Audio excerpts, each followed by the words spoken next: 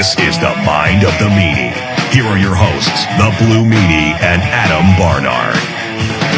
Peace, world, and welcome everybody to the Mind of the Meanie, your weekly peek into the world according to former WWE superstar and ECW original, the Blue Meanie. We'll cover wrestling, music, movies, sports, and lots of useless knowledge, all contained in the Mind of the Meanie. I'm your tour guide, Adam Barnard, and he is the Blue Meanie. Meanie, what's on your mind? Got any memes? No, I got a couple in here in my jacket bag. We got a couple of submarine memes. Now we got Russian ones. Yep. A lot. Yo, cuz, I got the memes. Nah, but, yo, cuz. Yo, cuz. You got the creams and sugars. You got the creams and sugars. Oh, man. Fucking, yeah, got any news? Jesus Christ. Except for the fact that my coffee is sweating. Yeah. Oh. Is that cold brew or is that regular? It's just regular Dunkin' Donuts iced coffee with almond milk. We're having a party for James today for his birthday, and I was like, I'm going to get some coffee. It's been a while, and now I'm ready to go. This is my shooting hand. So, a little inside baseball. Dude, yes. Yeah, I call it. I used to be like a creams and sugar guy, and then they start using that liquid sugar at Dunkin', and that's like I get it. Sugar's not good for you, right? I get it. I got the memo, but that liquid sugar can't be good for you. It's like you take a fucking sip of it, and it feels like you can just feel it go through your fucking veins, and it's just like, I just feel my fucking system shutting down. At least with regular sugar, you get something gritty in your teeth. Just like something to play with. Flip it around in your mouth while you're drinking your coffee. Yeah. It's like a slime or something, but it's not even like the stevia. Because Brad, when Brad has me making some of his like recipes and stuff, I'll put stevia in the whatever it is, and it's not the nasty shit, right? But whatever this liquid, like almost synthetic sugar, it literally leaves a film on my tongue, and it's all day. I feel worse. I'm like, I wish I would have just eaten a candy bar at this point because that's fucking nasty. Yeah, well, and from that, I just started drinking my coffee black. Yeah. It's like, ironically, I go to Dunkin' Donuts to get coffee, and it's served by people who don't drink coffee. So you go a little bit of cream, a little sugar, and then like half the cup's milk. Yeah, they dump it in. It's like, brother, are you pouring? Like, if you... Like, even when I order my coffee black and they'll give it to me and there's still room at the top, I'm like, are they charging you to fill my car? Like, if you give me too much coffee, do they dock your check? Nah. Pour that shit in there. Yeah. You're charging me $4 for that fucking cup. Fill that the fuck up. Like, and I've been trying to do the Wawa fucking cold brew, which is like... Even like content, like it's like super potent, and then they'll give it to me with still, I on the Wawa thing. I go no room, so when they give me room, I just walk over to the fucking hot coffee and just put in some blueberry cobbler or whatever. Fucking, blueberry cobbler from coffee, so fucking good. Stealing from the man, even though it's not stealing. I said no room, and they're trying to dick me on like an inch of coffee. But dude, Wawa's fucking cold brew. I'm ready to fucking punch daylight. I'm like, holy shit. I believe it, man. Isn't it funny how some of the coffee brands, like I've noticed, like even with the Dunkin', like you'll see as I get through this on the show today, I will become like almost hyperactive because it's like, so whatever this is so strong, but it's just strong enough where it's like, and by strong I mean like caffeine content, the cold brew from Wawa, literally I'm picking up slabs of concrete and I'm running a mile. Like I can't calm down. Yeah, it's I don't know how to explain.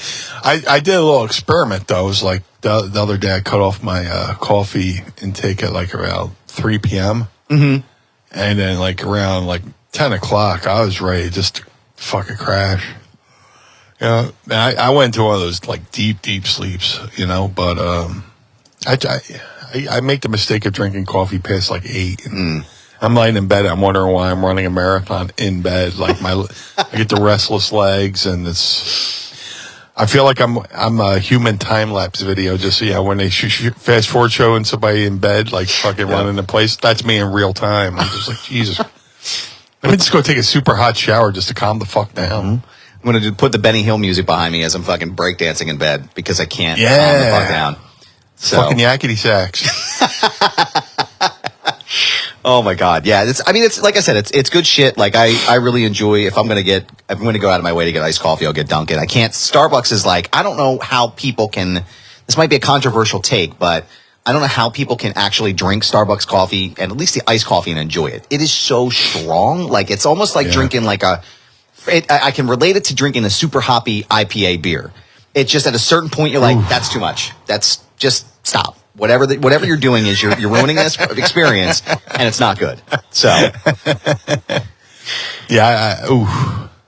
I had the fucking IPA farts the other day. That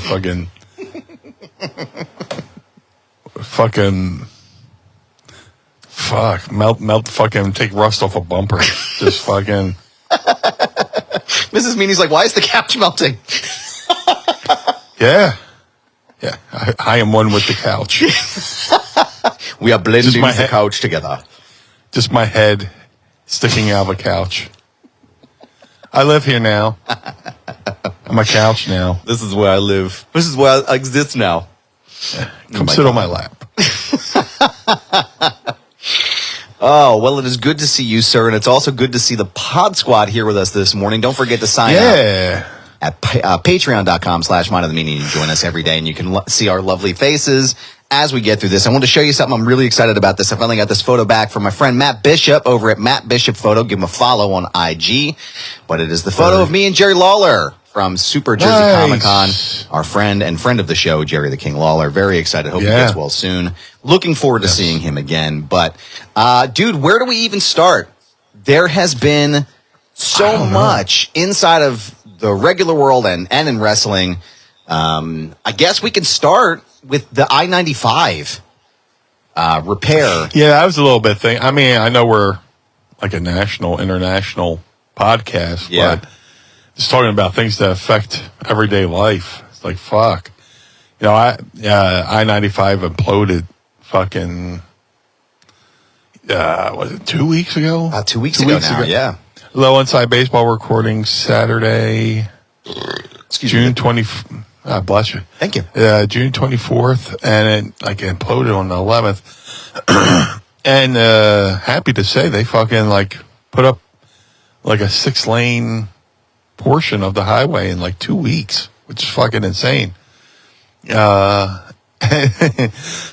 had to post this yesterday because PennDOT, which is the Pennsylvania Department of Transportation, PennDOT, had a live feed on there. Yeah. And then yesterday morning I got up and I was having my cereal. I was like, oh, let me stare at that live feed.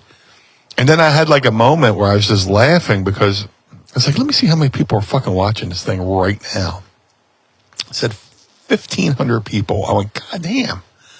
I was like, there are wrestling promotions or, this show, fuck it, who wish we could have 1,500 viewers, watching live. Yeah, and at the moment there was absolutely nothing happening in this feed. There's nothing going on, but there's 1,500 people watching an empty road. I was like, man, can you imagine, being a wrestling promoter or independent wrestler and hoping for 1,500 people on a single stream. Yeah. And then, it struck me as funny. I wasn't, it's just like, God damn. Now, what do we have to do to be more entertaining than an empty fucking section of road that was just rebuilt? I got it. What we'll do is we will set up shop live from the Cottman Avenue exit at I-95. And we will tap into the cameras. I'm sure we can find someone that can do it. And we will just broadcast live from I-95 right there as the traffic's fucking driving by. Yeah. I think that's going to be the key. is to really kickstart it here. But no, I was very shocked to find out that there were that many people watching it. But I remember tweeting something as the camera first started, and I was like, this is going to be the most watched thing in our area, isn't it? Like, it's, of course. Like, it's just such a Philly thing to do, that to have a live stream on a rebuild of a highway. Dude, they put it on the big screen at the Phillies game. Like, the governor of Pennsylvania went to the Phillies game, and as a rib, they put the fucking live stream of the construction on the big screen at the Phillies game, just so he can get an update on. And then in most typical Philly fashion, which is why I love Philadelphia, the first people to go over that section of highway was a fire truck full of Philadelphia sports mascots. The Fanatic, Swoop, Dupe, Gritty all went over the fucking highway in a fire truck. I was like, it's like the most Philly thing ever. I know it's the blessed one, Gritty.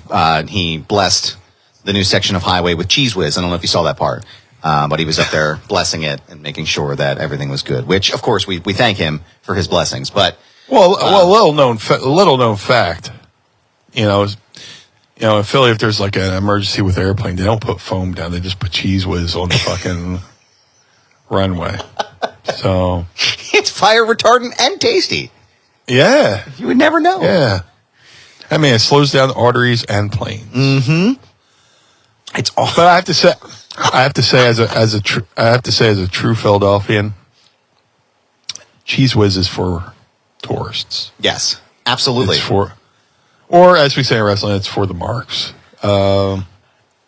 Like if you come to Philly and you want a true Philly cheesesteak, it's got to be provolone. Mm-hmm. Mild or sharp. But I prefer sharp just because I love to sell. I'll typically get like American if I'm like depending on where I am, because I've gone to enough cheesesteak places where I'm like, oh, you know what? Like I've tried this with provolone. I don't necessarily like, because again, like every place has its own variation of it. So when you get it and you get the specific cheese, you're like, okay, well, I prefer American on a Cleaver's steak. Whereas if I'm going to like, for whatever reason, if I'm going to Pat's, I'll get provolone on it. You know what I mean? Like just like, or any, what's the other one? The one that had the fire? Jim's. I'll get provolone on that one. But, no, leave that shit in the can wherever you found it on the shelf. Yeah. I mean, if there's like a hole in the wall, I use it as like spackle just to fill in. Like, if you take a photo down and there's, take the nail out of the wall, just a little Cheese Whiz. We'll just put a little dollop right there right in the spot, and it'll clear it right up. But I like American cheese, but like I get a cheesesteak pizza from Oogie's, Uncle Oogie's here in South Philly. And they use American cheese, which is it's a nice touch. Mm-hmm. Yeah, it's like it's almost like a white pie with steak and white. I mean American cheese. I was going to say white cheddar, but American cheese. And if I'm feeling flighty, I'll dip it I'll get a little cup of sauce, dip it in there, or get a little bit of Frank's.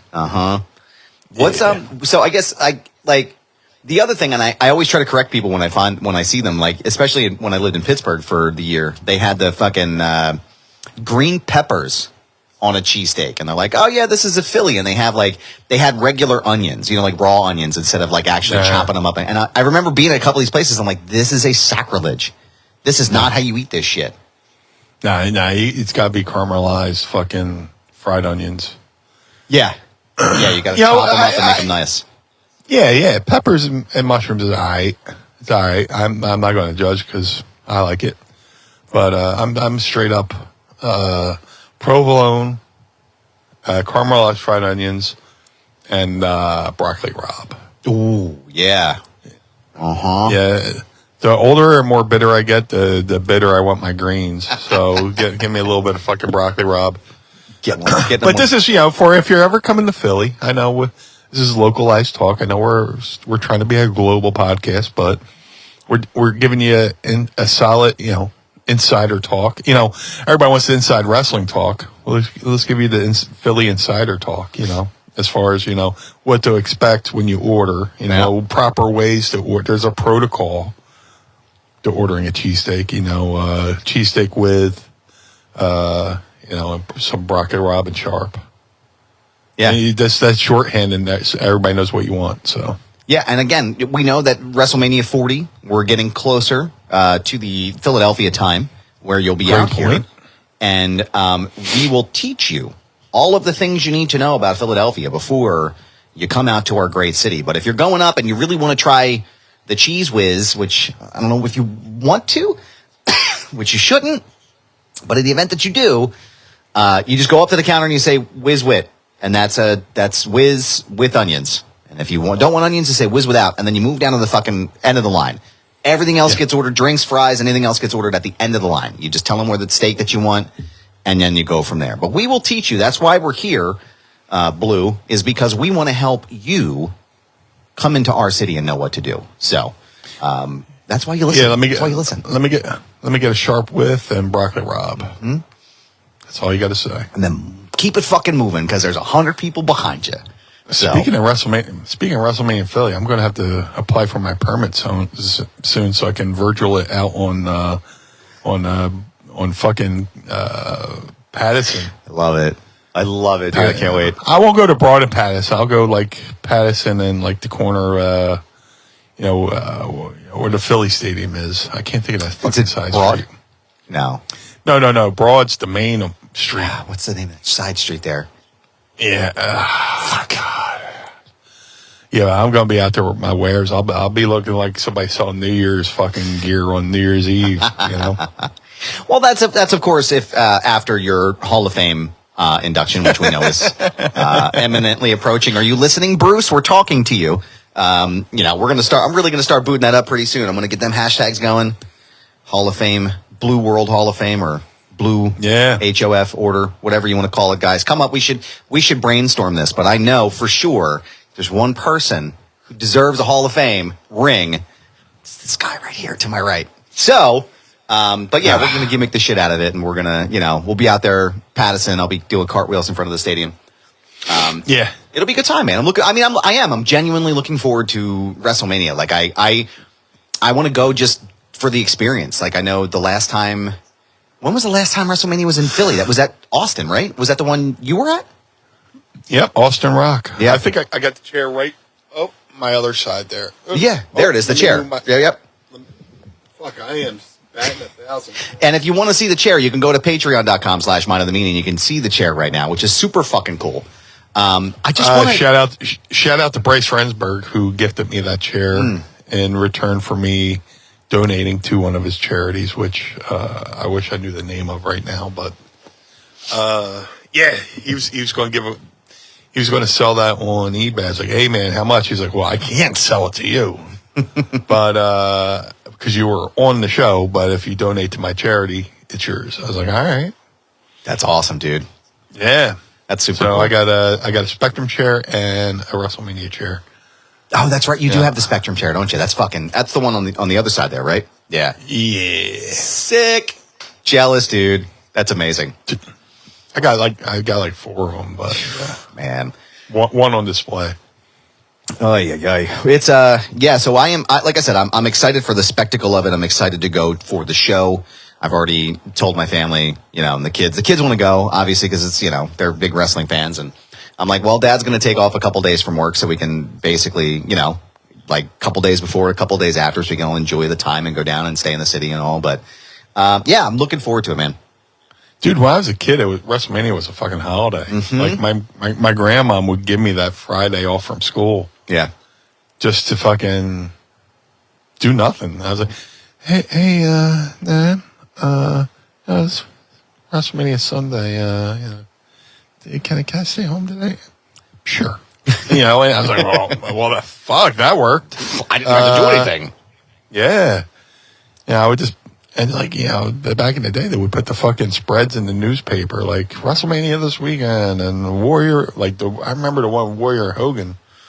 The newspapers had like a sports spread or whatever, hyping it up the show. I don't know if they do anything like that anymore, but it's pretty cool. But we let the kids stay home this year with this past on 39. It was we let them stay up late to watch Cody and Roman, and I took the day off that Monday, and I also took the day off Friday, so I had a 4-day weekend, and it's become like, because it's also Audrey's birthday. I don't know what year that'll fall in this year. So, or what day that'll fall in this year, I think, or coming up. But yeah, so it's kind of like we do a whole thing that weekend. But yeah, as the kids have gotten older, it's become definitely more of a spectacle. So yeah, but that's yeah, awesome. I'm excited, man. I'm really hyped to get there and be there. I guess I don't even know. Like, I'm excited for things that are going to be better than where they are now, because I feel like this past week and a half have been just so fucking nuts, man. Like, so much is fucking happening. Yeah, it has like no choice but to get better. We had the unfortunate tragedy with the submarine, the Titanic thing, which is like, holy shit. Yeah. It's sad and unfortunate because it could have been preventable. Yes. In the wake of it, I watched a couple interviews with James Cameron, who's dove to the Titanic. 33. For those who aren't aware that this private company was OceanGate. OceanGate, yeah. Took a private unlicensed submarine for a dive down to the Titanic, and they imploded. Which, it's like, you rarely hear of implosions that's like not involved with like taking down a building. Like, right. They imploded Veterans Stadium, or when they're taking down a tower or a building, but like a submarine implosion. I mean, I didn't have that on my fucking 2023 fucking bingo card. Not in any way, shape, or form. No. But like, yeah, you just hear about like how ill prepared it was. Like, a photo came out of like the monitor. Like, you're going to the Titanic and you're sitting in this fucking oil drum, basically. Yeah. You can't stand. You got to sit in the same position for like a couple hours, going 2 miles below the sea. And then you don't even really get to look at the Titanic. You're looking at it through a screen.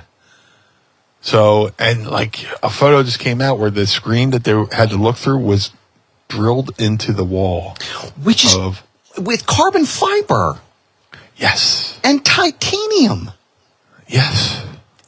Like every, like, and again, like, I want to try to be diplomatic about this, right? Like, because it's a tragedy what happened, right? And any loss of life is a tragedy, and it's awful, and it's terrible. It's just an awful situation.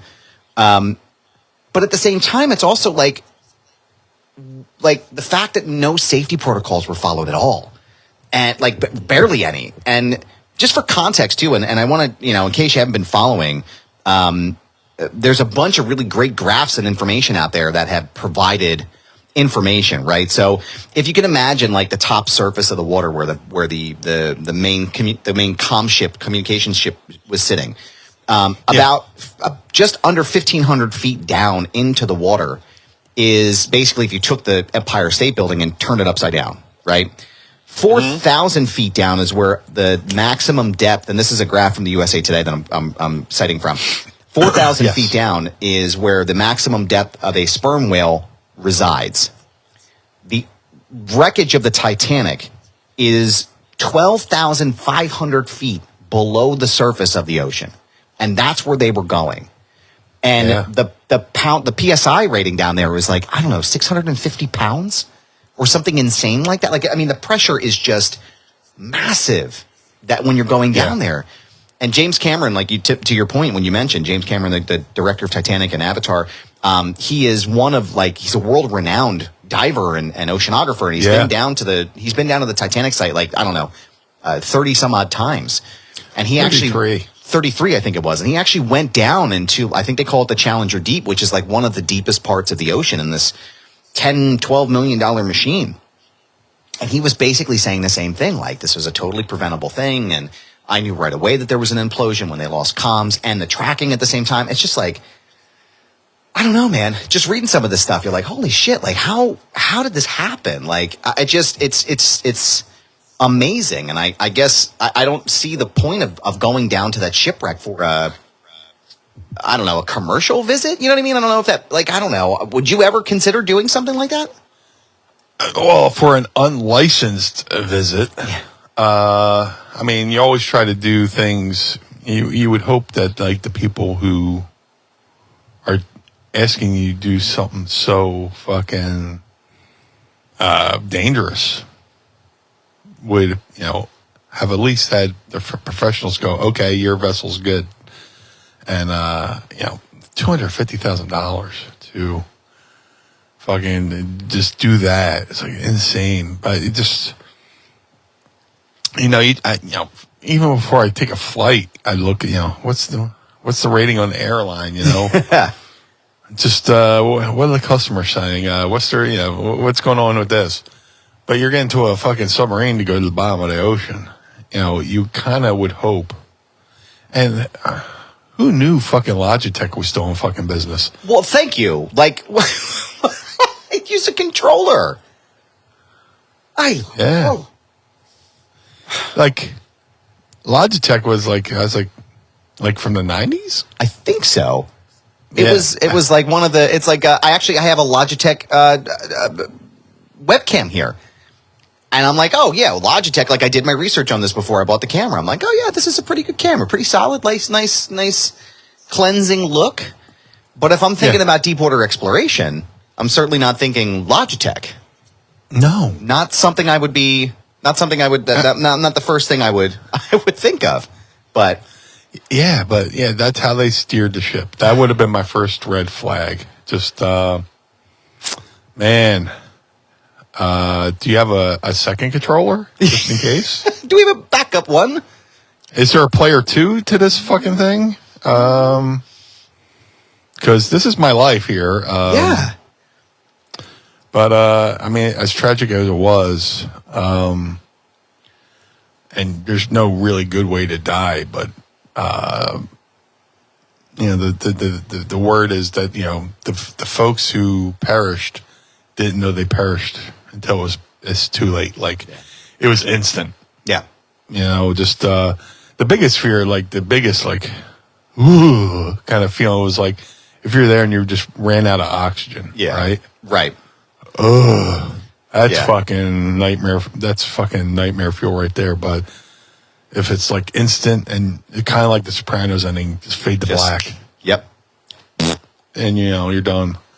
But, you know what? Who I feel really the worst for is, I feel bad for all of them, but that 19-year-old kid who didn't even want to go. Oh man, reading those reports was horrible. I think they were from Philly too. Him and his dad, I believe they were from Philly. Wow, I didn't know that. Well, name escapes me, but the one guy I think went to Temple University, and he had voice concerns about not wanting to do it, but since it was Father's Day weekend, he wanted to be with his dad, do something for his father. And my goodness, fucking heartbreaking. It really is. And there was a couple of really like world renowned. The guy you're thinking of, his son is Suleiman Dawood, and Pakistani billionaire. I'm sorry if I'm mispronouncing the name. Shahzada Dawood were the father and son that went down. I just, again, like I was reading some information about like basically the time in which an implosion would happen at that great of a PSI. So basically it's like 30 milliseconds it takes you to blink your eyes, right? From your neurons to fire to your eyes to blink. This submarine implosion happened in like basically 100 milliseconds. So it was instantaneous, and they would have had, which I think for me is like, hearing some of those stories when people were talking about, they're floating down there and, like they're running out of oxygen and things like that. The fact that it happened so quickly, gives me a great deal of, I don't want to say relief, but it's also like, well, at least they didn't know anything happened. You know what I mean? Like at least they weren't aware of anything happening. Right. And so that I think is a little bit of there was a video they were showing of like a tank that was like on a train, and it was like 1 something per square inch of pressure, something. I forget what the measurement is. Yeah. And it fucking went in pretty quick. Yeah. They said the submarine that went down was like 375 of that. Yeah. Which, hate to fucking we're analyzing somebody's death, but right. Like, it's just like it's newsworthy, and it's something that's been happening, and I know this isn't really probably what because we're going to talk about Collision. Don't worry, we'll get there. But it's like it's just I guess because it's been such a major news story, I felt like, and I know we talked about it. Like we wanted to kind of talk about it a little bit, but like it's like been the biggest fucking thing on the internet. Yeah, like between just people commenting and the search and stuff like that, and then they kind of had an idea, but they can't really say anything until they, people are criticizing them. Like, supposedly, like the afternoon it went down and they lost contact, supposedly a sonar picked up a sound of the implosion. But when you're investigating, you have to have proof, evidence. So the reason why they took these extra days is because it took a while to get the ROV to go down to the ocean floor. Mm-hmm. The robot to go to the floor and look for evidence of anything. Yeah. And, imagine if, they assumed that that noise that they heard was the implosion. They said it is implosion and they were dead. And then all of a sudden, that's not what they heard and they were still alive. And they, say they had given up the search and those folks were still there. By some miracle. I'm no expert, but you need proof of something before you can come out and say something. So people are like, oh, they just wasted all that money for a search, and when they knew and they had to send, well, no, you need proof, right? Evidence of something, and then they found the tail and the landing gear, and that's oh my god, that's horrible. They found the debris field, which they said was like 1,600 feet from the bow of the Titanic wreckage. I mean. It's like I said, we've already said it in a couple different ways, but it's tragic, right? Like it's awful. Like it's a really horrible story, really tragic situation that just sucks, and there's no good that comes from any of this. And I think what frustrates me was, again, like you said before, it was like it's totally preventable, and I don't know. I don't know where they go from this, because now it's James Cameron even said too, and Bob Ballard, who was the guy who originally discovered the wreckage in '85, he was like, well, now that this happened, like now it's potentially that they're going to stop doing different explorations and searches because of this. And I think that sucks, because like this is sort of it's like an outlier in so many really large and important searches in that wreckage and elsewhere on the deep sea. And I think that I'm hopeful that the exploration they didn't stop going to space after Apollo 13, right. So I think that is an important thing to remember, is like, just, unfortunately with these things come risk, and sometimes it's, unknown and sometimes it's known, like in this situation. But, I think what's known though, Meanie, I want to tell you something real fast, because I'm going to try to pivot here in the best way possible. AEW Collision, I got to say, dude, I really fucking enjoyed the first episode.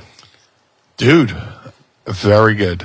Right off the bat, I'm very happy that Kevin Kelly is on my TV in this. I mean, yeah, he's been doing play-by-play for New Japan and doing a great job of that. Yes. But to have Kevin Kelly on U.S. TV in the United States is always a good thing. I love Kevin Kelly. He was a big help to me when I was in WWE. And to hear him, just to have a different voice on TV, and you don't want to stretch the announce team too thin in AEW between the guys they have now. So if you're gonna have a new show, you want to have a new voice. Mm-hmm. Kevin Kelly was perfect. I can't believe I'm blanking on. Nigel McGuinness. I was just gonna say, he's the other guy. Yeah. I love Nigel McGuinness. It's such a good blend of commentary for a new show.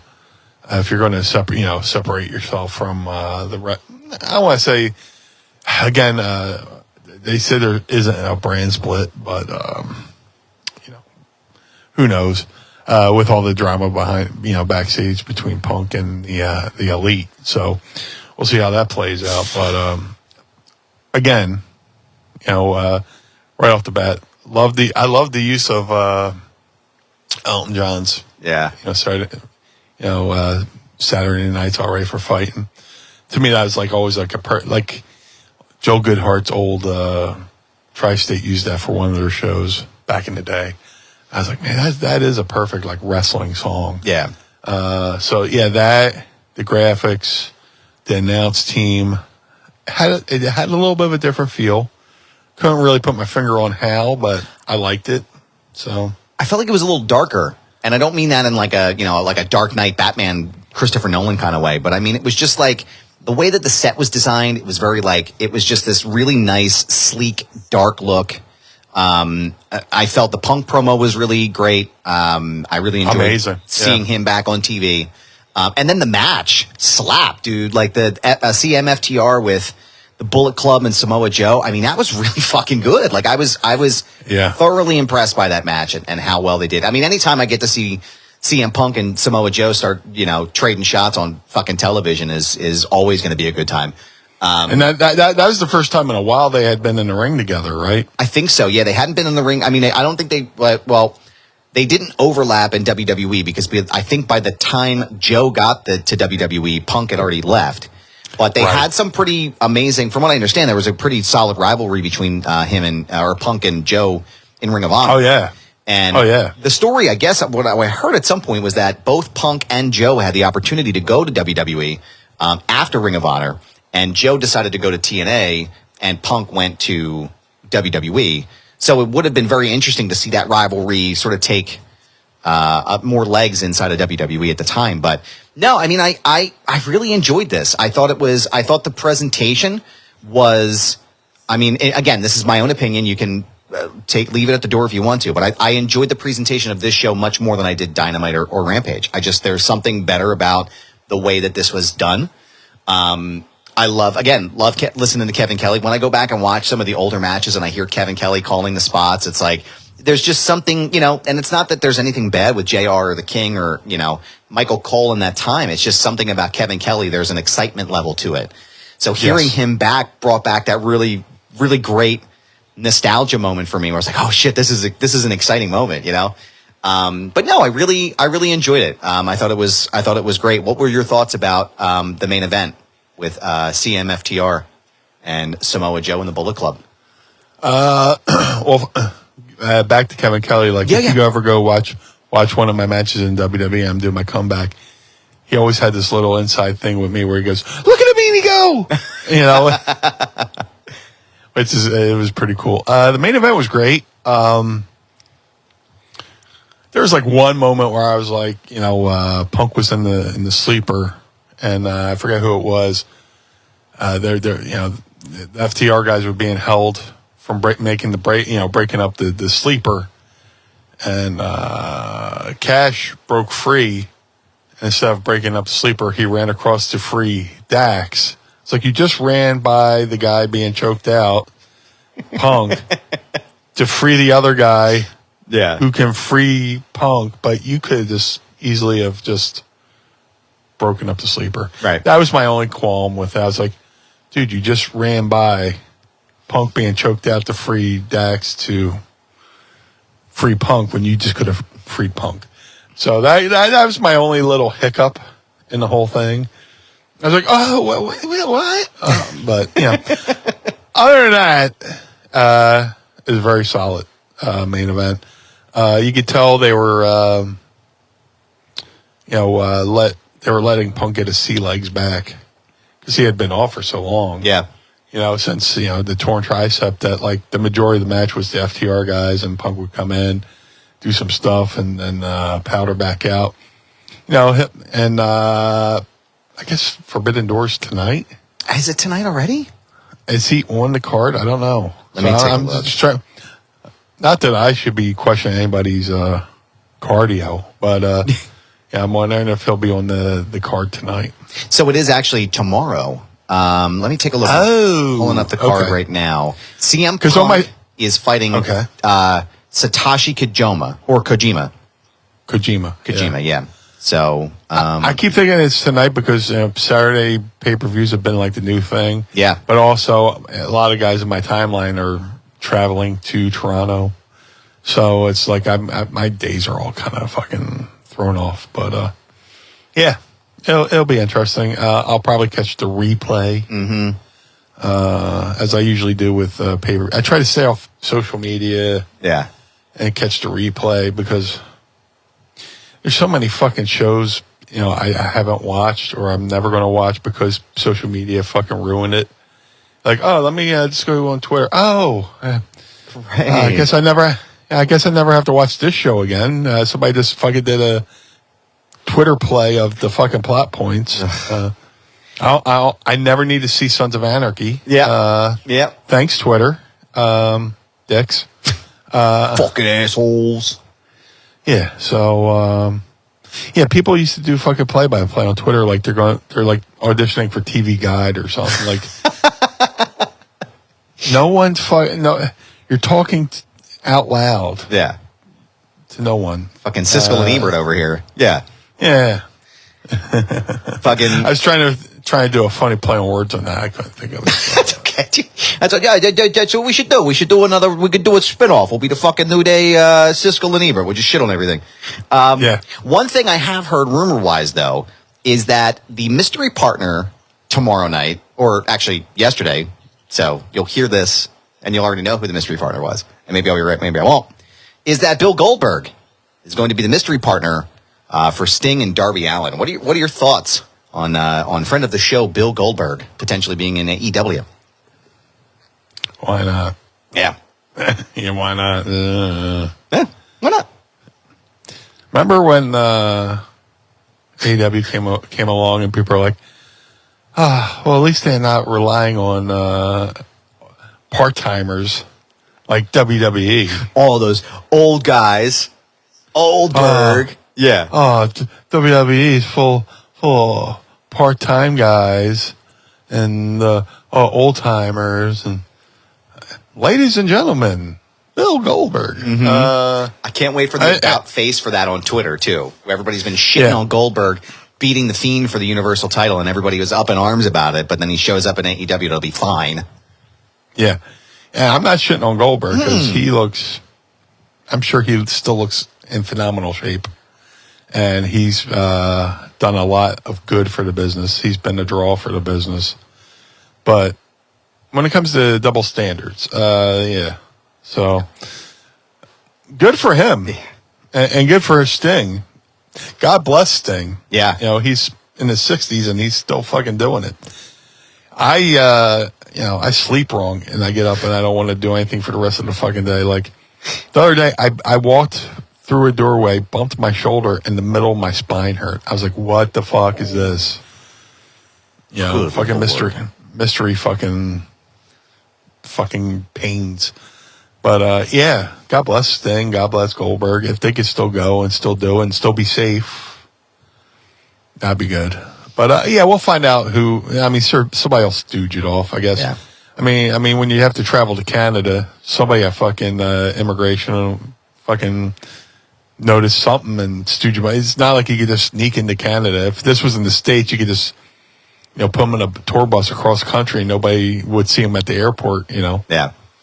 But you kind of have to report when you go into another country. So we'll see. Just as two-part follow-up for what you were saying. I mean, for Sting too, like, I love the fact that Sting, obviously as a mark, because that's what I am. Like, I've been a wrestling fan my entire life. Me too. I would have loved to have seen Sting and The Undertaker at WrestleMania the year that Sting was in the company. I think that, to me, I know everybody's got their opinions about it, but I think that was a really big missed opportunity for them because they could have done it at that WrestleMania. They could have built it properly, and it would have been the biggest draw, I think, for WrestleMania at that year. Yeah. I definitely think they dropped the ball there. But and for someone who was told he could never wrestle again because of his neck injury, and now here he is having another swan song I love it. I think it's fantastic. So I'm always excited anytime I get to see Sting wrestle in 2023. But also too, like Goldberg, like James and I met Goldberg last year, for the first time in person. And the man is just as big now as he was watching him in the late 90s and early 2000s. So he can still go. And I think if he wants to have his retirement match and he wants to have something to, end his career in the same way Sting did, then, I mean, by all means, man, get the bag. Do it. Yeah. I've never had any qualms with that. I've always loved watching Goldberg. Same thing. Always watched Love and Goldberg on my TV, into the past couple years. So, I'm sure we'll see. It'll be very interesting. I'm sure Omega and Ospreay will get a lot of conversation as well, but, I'm sure we will go over some things next week, during our recording, but Meanie, I should say, Meanie, I have a question for you. A very important one. Yes, sir. Are you ready to ask Meanie? I would love to. Don't forget, tweet us your questions using the hashtag AskMeanie, and you may hear those questions asked on the program. We're going to start at the top with friend of the show, Flatbed Mike. Yeah. Meanie, do you got any good Bob Holly stories? Full disclosure, he's a friend of mine, but always love hearing Bob stories. Oh, Bob Holly is the fucking best. And especially when it comes to my entry into WWE and my whole issue with the, flying first class, the heat I potentially faced for that unknowingly, flying in first class. He was like one of the first guys. Oh, shit. Sorry. Excuse me. Let me start over. You can. When it comes to my entry into WWE and the heat I potentially faced for, unknowingly, breaking a rule I didn't know was a rule, flying in first class. He was one of the guys who, kind of spoke up and defended me because me and him both went into the we had that meeting with Jerry Briscoe and Blackjack Lanza. And, Jerry was like, Meanie, we know you're new here. It's like, yes. And Bob was like, hey, he said he felt really bad about it and spoke up for me. But, Bob Holly's great. I got to tag with Bob for a little bit, with the Job Squad. Initially, it was him and Scorpio against Edge and Christian around the loop. And then, Scorpio, was no longer WWE and they need somebody to fill that spot. And I was a member of the Job Squad. And just happenstance, I'd stop by the Philly show just to say hey. And they're like, hey, you got your gear? I was like, yeah, go get it. All right. I went to the ringside with Bob and Scorp, and then eventually became tag partners with Scorp. And me and Bob Holly had like that really good David Spade, Chris Farley type fucking chemistry where he was straight-laced and I was the fucking comic relief. And he's like, oh, God. Just... I was like, Bob, here's a good fucking story. Like, I went to we had WrestleMania 15. We went over to England and, we land and we go somewhere to fucking work out. He's like, oh, come on. Yeah. Okay, Bob, I'll work out with you. And he worked me out so hard that I lost use of my arms. Oh no. I was like, okay, Bob, I'm going to go up to my room. We're going to get a shower and then we'll go over to the building. So I go up to my room and I can't lift my arm to get the fucking key in the door because Bob had worked me out so hard that I was like noodle arms. But, Bob was good for ribbing people too because, we were somewhere and somebody came up to me and Bob Holly. They're like, can we take a photo? And Bob was like, I'll take the photo for you. And it's like me with these fans and Bob. He goes, okay, 1, 2, 3.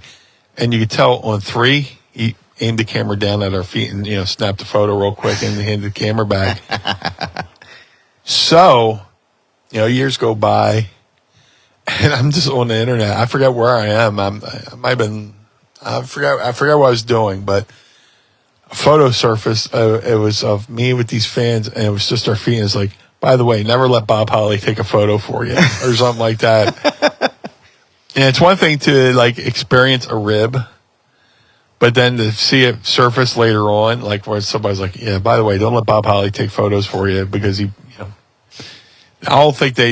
don't know whether they knew it or not. They intentionally just like, when he went like this, 1, 2, 3. And it was like a real slight thing. Yeah, one. This is for the patreon.com/meanie folks. You go 1, 2, 3. And, he would, oh man, turn it, and real quick. Yeah, and I'm just like, and but Bob was, he was a straight shooter. I guess people had their problems with him. I never had a problem with him, which I'm grateful for that he took a liking to me, and I think he's like a survivalist now. He like goes out to the woods for a couple months at a time and just lives off the fucking land, like wow, kind of like Rambo type shit. But he's a good dude. He's an intense dude, but he's a good dude. That doesn't surprise me to find out that he lives in the woods, but I'm sure if there's anyone in the world who could survive in the woods. He doesn't live in the woods, but I'm sure he has like a residence, but he'll just go walk. I misspoke. Like someone who goes into the woods and the survive. Like if there's anyone that I could picture doing that, it would be hardcore Holly. Like I don't know if anybody else could do that. He'll be the last man on earth. Maybe Al too, but I think Bob would probably be. Well, it depends on how many Haribo sugar-free gummy bears we've given Al this week. So I'll say this about Al and Bob, because Bob would get up in the morning at like 6 a.m. to fucking work out. 5 or 6 a.m. to fucking get up, go to the gym. And Al was like, fuck, you do a show, you drive on to the next town, you don't get to the hotel until like 1 in the morning. By the time you fall asleep, it's 2 or 3. You want to get some fucking sleep. And, Bob's ready to go. Bob hears your story, goes, oh, let's go to the gym. So Al said he was getting up to, take a piss. And he's trying not to, wake Bob. And hear Bob go, stir like, and Al said he froze like Ivy. He just like froze like a deer in the headlights. And then once he heard Bob like go back down, he was like, because he was afraid he was going to wake up Bob, and Bob would go, oh, let's go to the gym. Oh God, like, fuck, God damn it, it's amazing. Yeah. Oh my God. Bob Holly would get up at like 3 a.m. to fucking cook egg whites and then go back to sleep. His diet was so fucking on the clock. Yeah. Well, I guess if you're training that hard, it makes sense. If you're trying to maintain a physique, like you gotta sacrifice. So yeah. Matt in Dover wants to know, rumor and innuendo on the Twitter sphere is that CM Punk farted in the EVP's faces in the locker room. Have you ever farted in someone's face in the locker room? No, that's a good way to have heat. No pun intended. Is that true? Did he fart? No, there's all kinds of stuff going on because of our dear friend Uncle Dave reporting stuff about. I saw like make believe Dave fucking. Yeah, that's what it is. Yeah. Like word on the street is CM Punk puts pineapple on his pizza. According to sources, and it's they source the Observer. So. He's playing a fun spin on our farts here on the program. Friend of the show, Bob Kelly, wants to know, in your opinion, what was the best feud that you were ever a part of? I guess it would have to be Raven Dreamer, right? Yeah. One of the best stories in wrestling that sadly only a few know about because it wasn't on national television, but that Raven... Dude, there was like that triangle, Raven Dreamer, Raven Sandman, that was kind of happening concurrently. Yeah. Raven taking Sandman's wife and kids. Who can't fucking relate to, somebody fucking losing their wife, and the new stepfather comes in and taking over the family, So between Raven Dreamer, Raven Sandman, and being a part of that, I was the birthday clown at Tyler's birthday party, 7th birthday party, To get in the business and jump right into a feud like that and be a part of that and learn on the fly, learn from some of the best, That's probably the best feud I was part of. Yeah, that was the one that came to my mind when I listened to the Paul Heyman interview on Rick Rubin's podcast, Tetragrammaton. Did you get a chance to check that out? No, but I will. I didn't know Rick Rubin had a podcast. He's got a couple. So he's got one that's called Broken Record, and then he's got this extra one that's in-depth interviews, and Paul was on there, and it was like a 3-hour episode. And Jesus Christ. My God, dude. I mean, it is. If you, and anyone who's listening to this, if you haven't heard it yet, like obviously finish our program because, we're the greatest, but then stop this and search in your phone for Tetragrammaton, and Paul Heyman does an entire thing, and he talks about, the ECW timeline and Raven and Dreamer. And I went back and watched a little bit of it. I was like, wow, this is very good. Like I was, you know what I mean? Like there's so much stuff in wrestling from back in the day that you kind of forget about it. And I was like, wow, I do remember watching this as a kid and being invested in the story. And he talks about Dreamer, like the whole goal about Dreamer was not winning the title. You know what I mean? And he compares it to, Cody, losing at WrestleMania, and the chase for the ECW championship. But, yeah, I would say that was probably my favorite of yours. Outside of, the BlueDust stuff is always going to be great. And the FBI feud was amazing too. Yeah. So great learning experience. Meanie! Yes, sir. Summer's coming. Are you aware of that? I am such a summer person. I can't wait to be on the beach. And what better way to be on the beach and with the start of the summer season with a question, Meanie. Are you ready to unveil your beach bod? The question is not if I'm ready, is other people's ready to see my body. Well, they're going to be excited to see your body this summer thanks to Manscaped. Because they are here to ensure that your body is ready for the wild with their game-changing full-body grooming and hygiene products. Don't be the guy at the beach with the Austin Powers chest hair. And if you grew some winter man tits, the least you can do is make sure that you're hairless. Because trust me, guys, we're all there right now. It was a tough winter, okay? It's time to get ready for Hot Guy Summer by going to manscaped.com for 20% off plus free shipping using the promo code MINDMeanie at checkout. Manscaped, Meanie, I'm not sure if you know, is dedicated to helping you increase your confidence and level up your full-body grooming game with the Performance Package 4.0. And Meanie, I want to know how you are getting ready for your summer body this year using Manscaped's products. Well, it's summer. I'm going to be busting out the half shirt and Daisy Dukes when I go out about town. The Performance Package 4.0 is awesome. The lawnmower 4.0, not only is it waterproof, but it's good for down below. And then, hey, you might have a little bit of unwanted back hair too that you might want to get rid of as well. A lot of people don't think about the back hair, and that's perfect for there. But the crop preserver, the crop reviver, I'm going to be turning 50 pretty soon. I need that Weed Whacker 2.0 to get the old nose hair and ear hair so I don't look like Abe Vigoda over here. Well, make sure those Daisy Dukes are looking official and fresh by using the kit. This Performance Package 4.0, Meanie, comes with the Essential Lawnmower 4.0 waterproof cordless body trimmer and a ton of other liquid formulations to round out your grooming routine. Because, ladies, it's not just about Little John and the East Side Boys. That's right. Sometimes you miss the gooch. And you got to get up in there with the gooch and the Lawnmower 4.0. Whether you're trimming your chest or your treasure chest in your pants, this is the best trimmer on the market. I love these reads. Their trimmer features a ceramic blade designed to cut hair on loose skin and reduce grooming accidents thanks to their advanced skin-safe technology. You can even trim an arrow pointing to the promised land if you're bald enough. Inside the Performance Package, you'll find the Manscaped Crop Preserver Ball Deodorant and the Crop Reviver Ball Toner, an anti-chafing ball deodorant and moisturizer, because we know how painful it can be when you're wearing your bathing suit, or if in Meanie's case, you're wearing them Daisy Dukes out there at the beach, you're going to get a little chafing.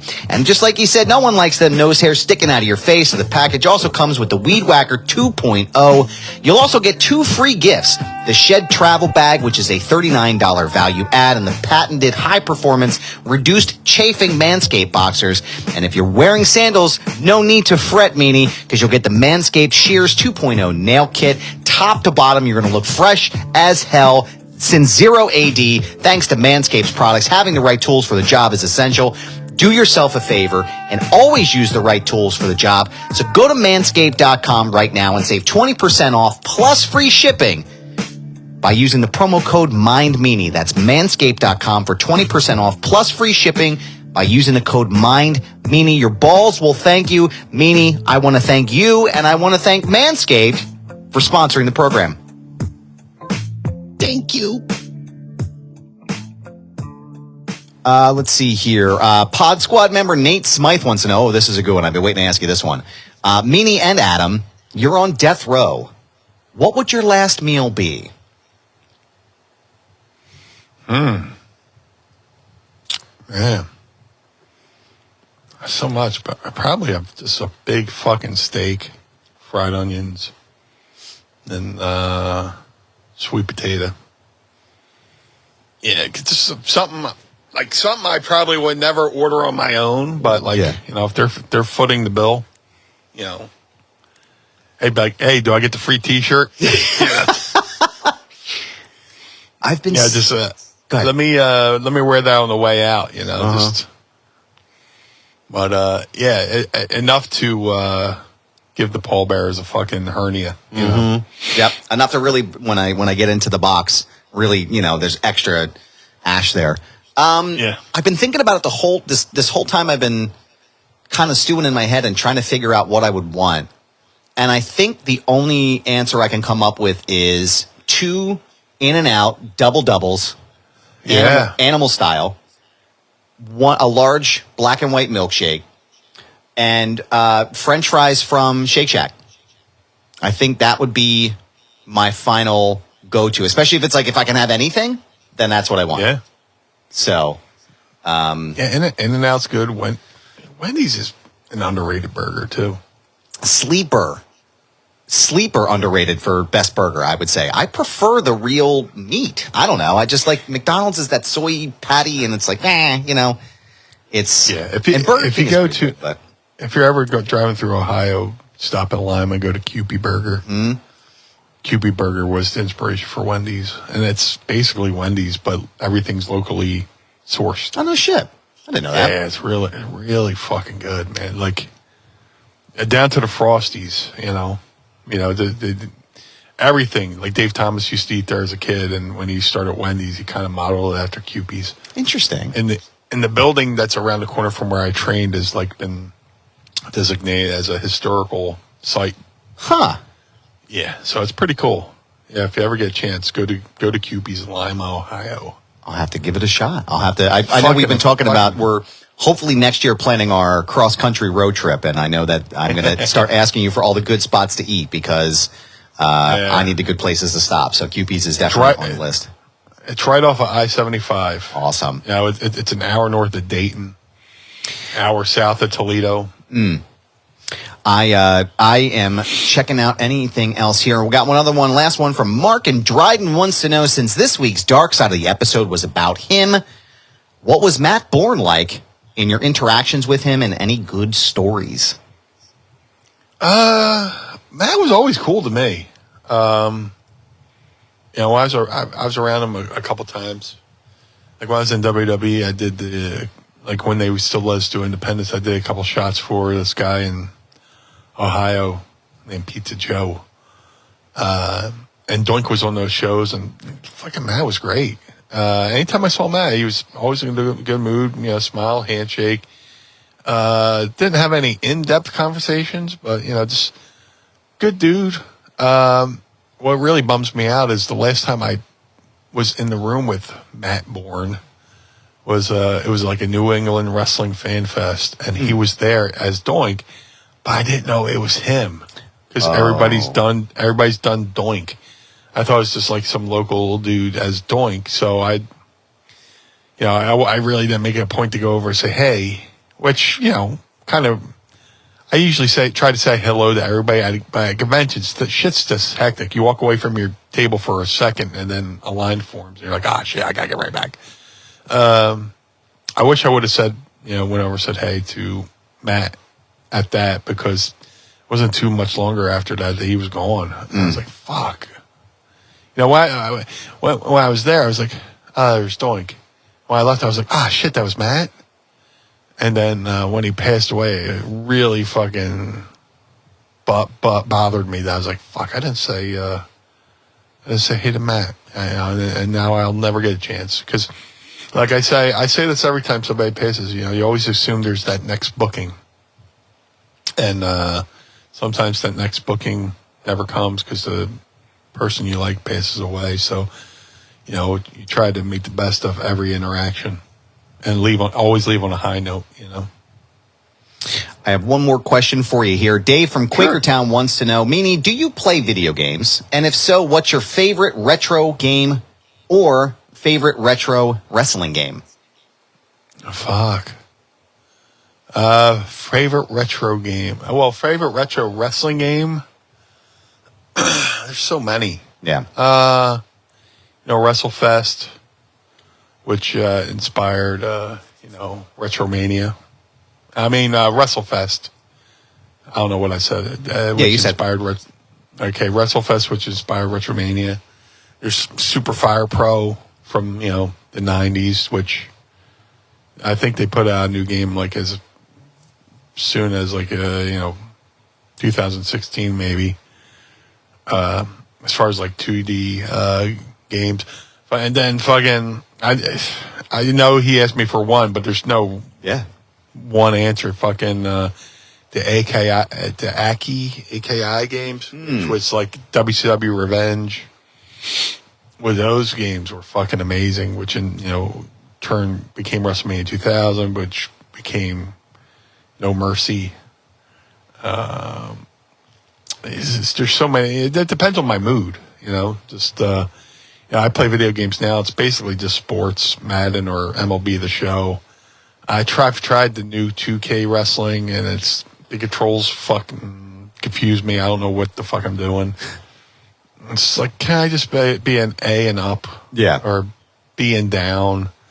Do I need quantum physics to figure out this fucking I want to play this game, and you get frustrated, and I just turn it the fuck off, So, retro games, like I said, WrestleFest, Super Fire Pro, Revenge, and I was sad to learn this week that the people who made iArcade went out of business. They filed for bankruptcy. Oh, it's a shame. Because I have this iArcade cabinet in my fucking studio here, and they basically just shut down, and it's a shame. It's really cool to have like this cabinet that with the Retromania on it, and to have my likeness on it, which this machine's appeared on like fucking The Price is Right and a bunch of different stuff.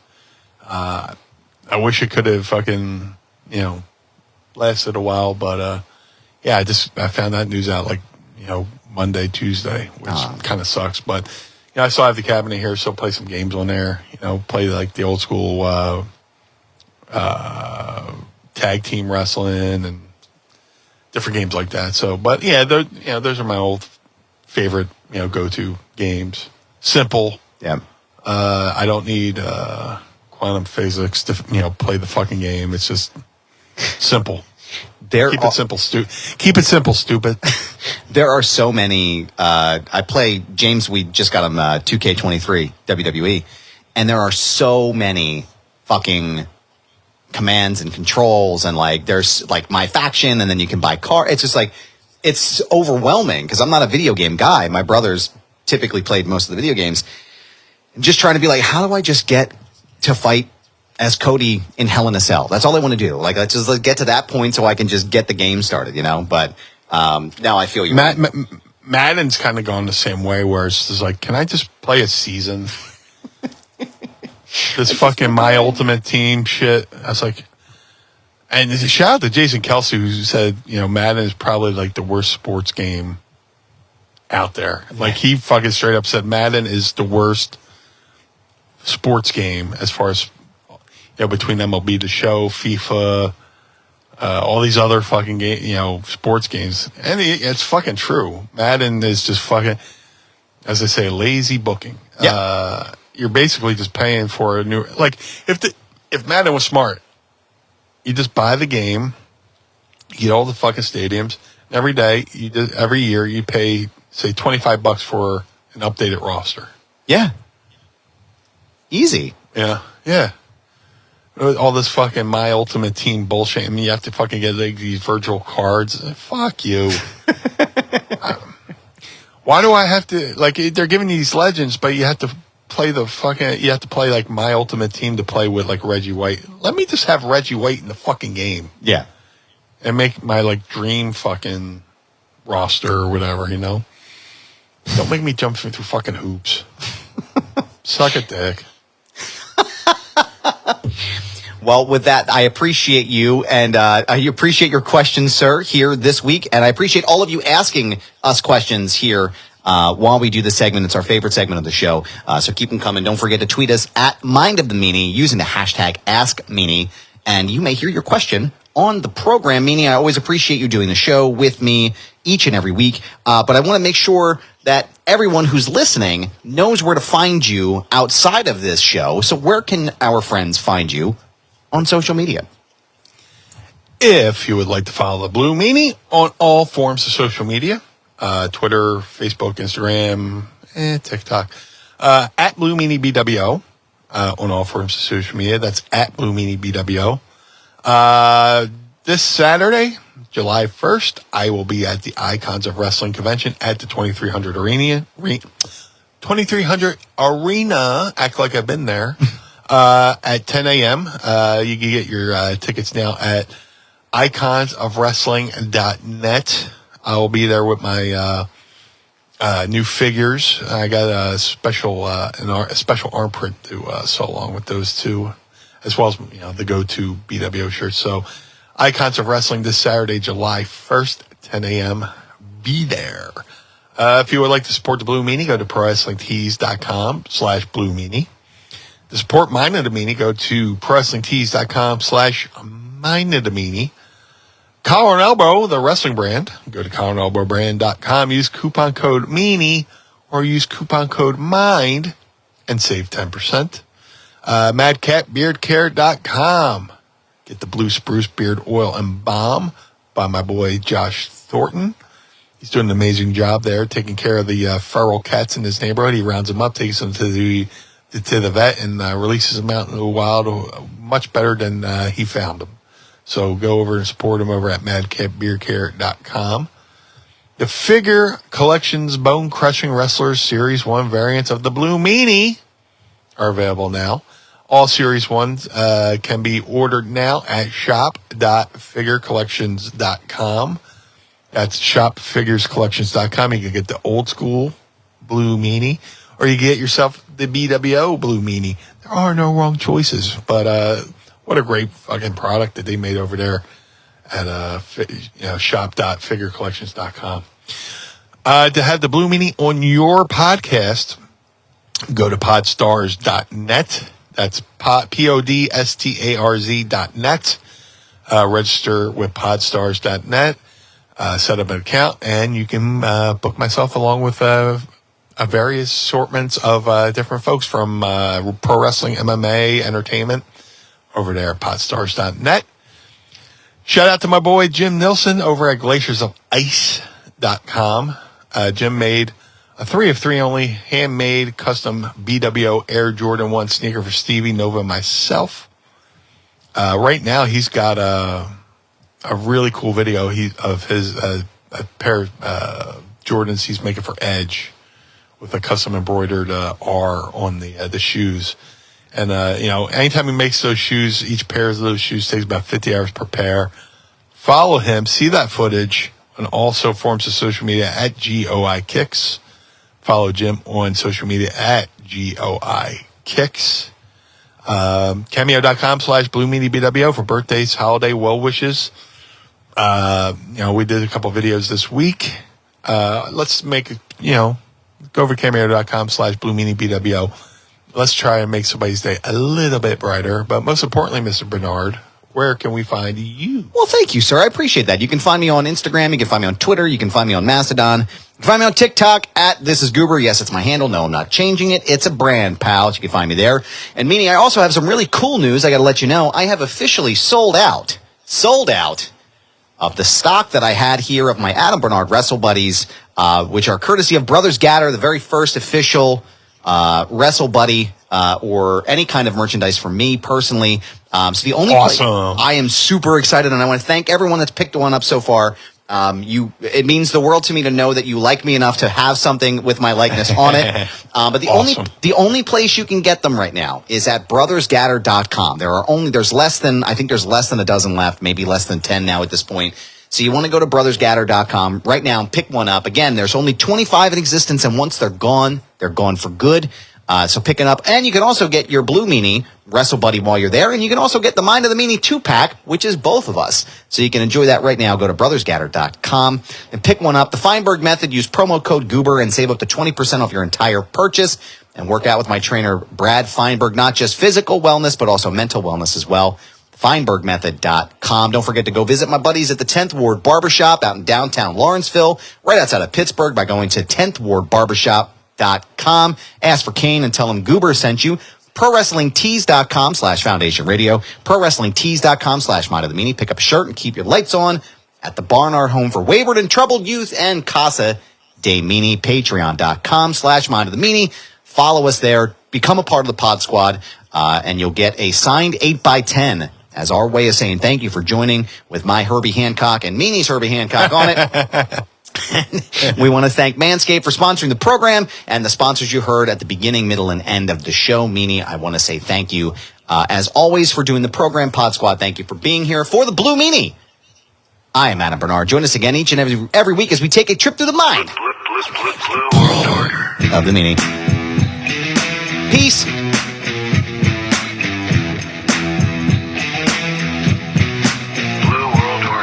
This episode of Mind of the Meanie is hosted and executively produced by the Blue Meanie and Adam Barnard. It was mixed and engineered by Carl Pinnell. Additional narration is provided by the executive voice, Sam Krebs. Our intro music was performed by the Swamp Candles. Our outro music was performed by Chikara. Additional musical accompaniment is produced by Enrichment. Follow us on Instagram and Twitter at Mind of the Meanie and become our patron on Patreon by going to patreon.com/Mind of the Meanie. Find our entire show archive at mindofthemeanie.com. This has been a Butts Carlton media production. Butts Carlton, proprietor. Blue World Order. That was Blue Meanie's brain out.